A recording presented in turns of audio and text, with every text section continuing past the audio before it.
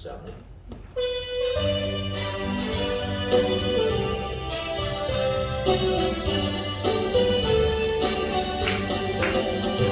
연창문 주님의 사랑과 거룩한 모열의 공로로 우리 다 찬양을 합시다. 주님을 만나볼 때까지 예수는 우리를 깨끗게 하시는 주시니 그의 피 우리를 눈보다 너희게 하셨네. 우리를 깨끗게 한 피는 무궁한 생명의 보일세. 생명의 구원을 받은 자 하나님 찬양을 합시다. 예수는 우리를 깨끗게 하시는 주시니 그의 피 우리를 눈보다 너희게 하셨네. 주님의 거룩한 모혈을 날마다 입으러 간중에 담대히 싸우며 나가세. 천국에 들어갈 때까지 예수는 우리를 깨끗게 하시는 주시니 그의 피 우리를 눈보다 너희게 하셨네. 십자가 단단히 붙잡고 날마다 이기며 나가세. 머리에 면류관 쓰고서 주 앞에 찬양할 때까지 예수는 우리를 깨끗게 하시는 주시니 그의 피 우리를 눈보다 너희게 하셨네. 아멘. 하나님 말씀 봅니다. 시편 12편입니다.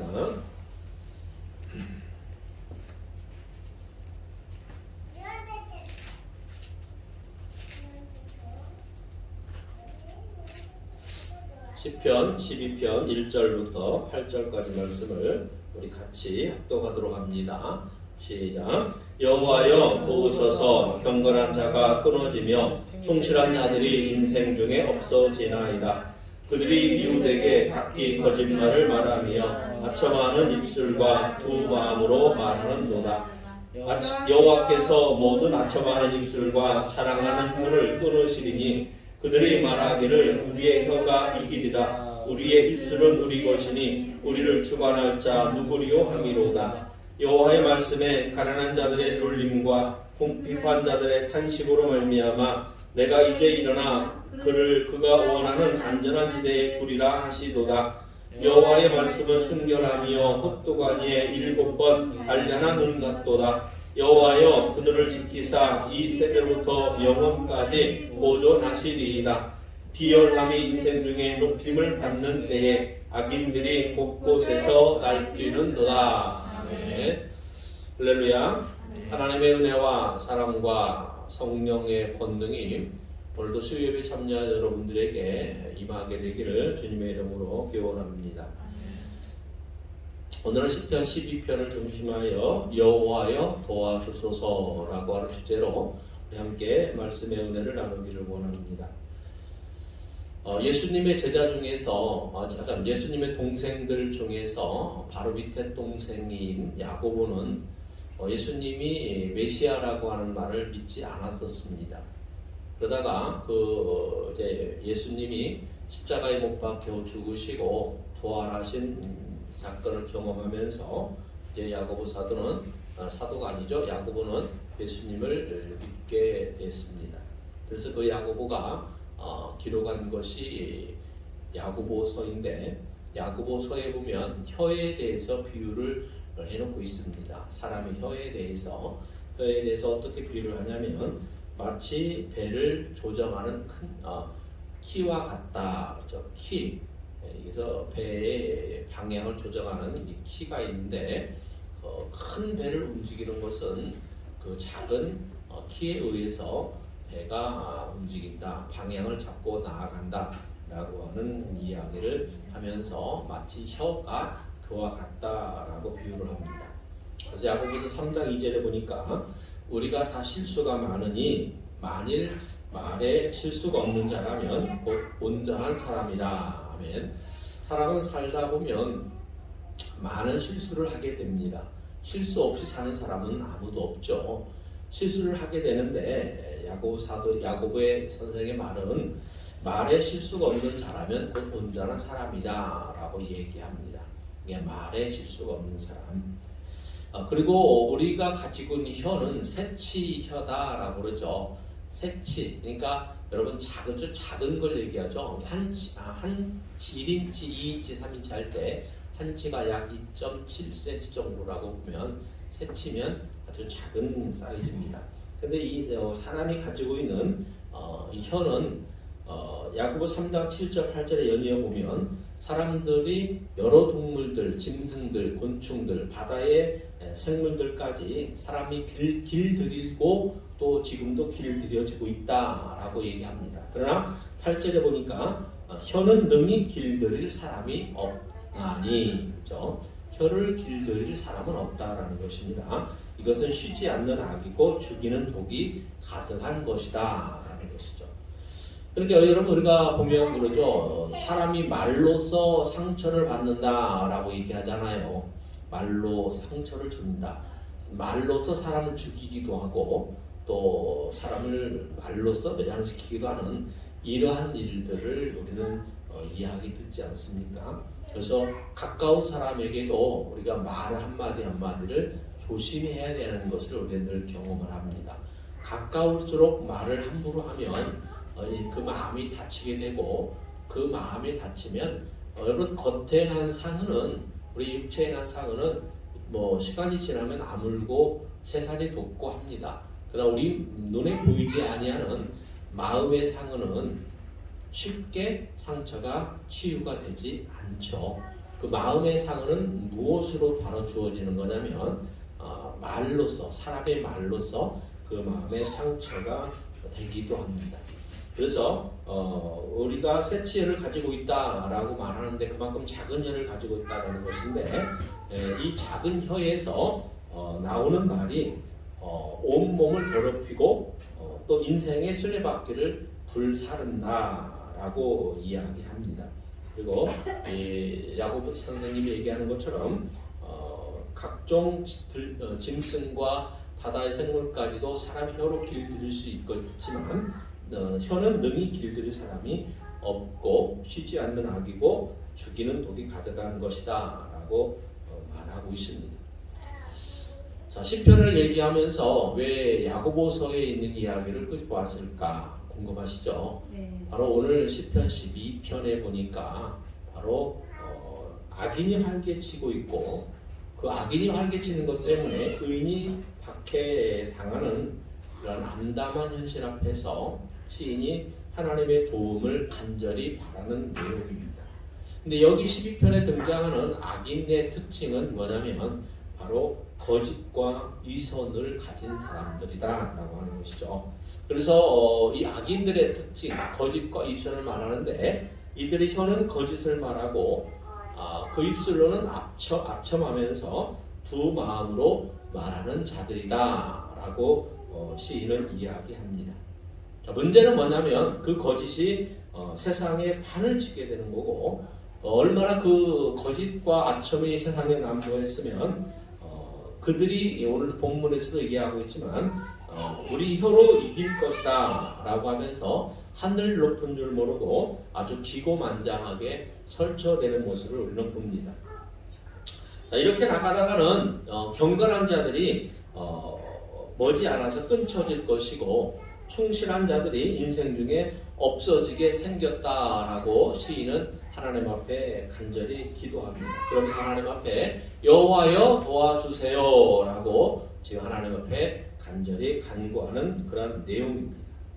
그래서 이러한 간절한 기도를 하는 시인의 마음속에 하나님께서는 세미한 음성을 주시는데 그 마음속 깊은 곳에 하나님이 주신 음성이 뭐냐면 여호와께서 아첨하는 모든 입술과 자랑하는 모든 혀를 끊으실 것이다 라고 하는 확신이 간구하는 시인의 마음에 이제 확신이 들게 되는 것입니다.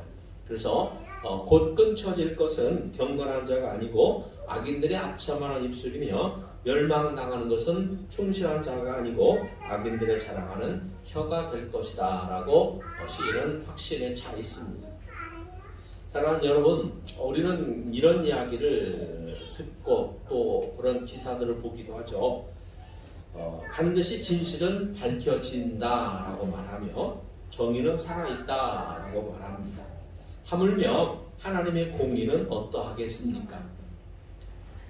자, 지금 당장은 아첨하는 입술이 또 자랑하는 혀, 거짓된 말이 승리하는 것처럼 보일지라도 공의의 재판장 되시는 하나님께서 그 법정에 서시고 심판하시는 날에 그토록 설치되고 다 이겼다라고 큰소리치던 악인들의 그 혀와 입술은 그 설 자리가 없다라고 하는 것입니다. 우리가 믿는 하나님은 사람의 마음속까지도 감찰하시는 하나님이십니다. 아멘. 사람은 속일 수 있을지언정 하나님은 절대로 속일 수가 없습니다. 다시 말해서 하나님께서는 두 마음, 거짓과 위선을 하나님은 용납하지 않으십니다. 하나님은 또 그러한 것들이 하나님께는 통할 리가 없는 것입니다. 그래서 야고보서 3장 6절에는 혀는 곧 불이요 불의의 세계라. 혀는 우리 지체 중에서 온몸을 더럽히고 삶의 수레바퀴를 불사르나니 그 사르는 것이 지옥불에서 나느니라. 아멘. 야고보는 혀는 곧 불이요 불의의 세계라 온몸을 더럽히고 삶의 수레바퀴를 불사르는데 그 사르는 것이 지옥불에서 나느니라 라고 말했습니다. 여기서 우리가 알 수 있듯이 악인들이 즐기하는 거짓말과 중상모략하는 이러한 말들은 거짓의 아비인 사탄으로부터 주어지는 것으로 경건한 의인들을 죽이는 독화살이 되어서 의인들을 찾고 있다라고 하는 것입니다. 지금도 얼마나 많은 경건한 자들이 악인들의 거짓에 상처받고 있습니까? 마치 신앙터는 영적인 전쟁터를 방불케 합니다.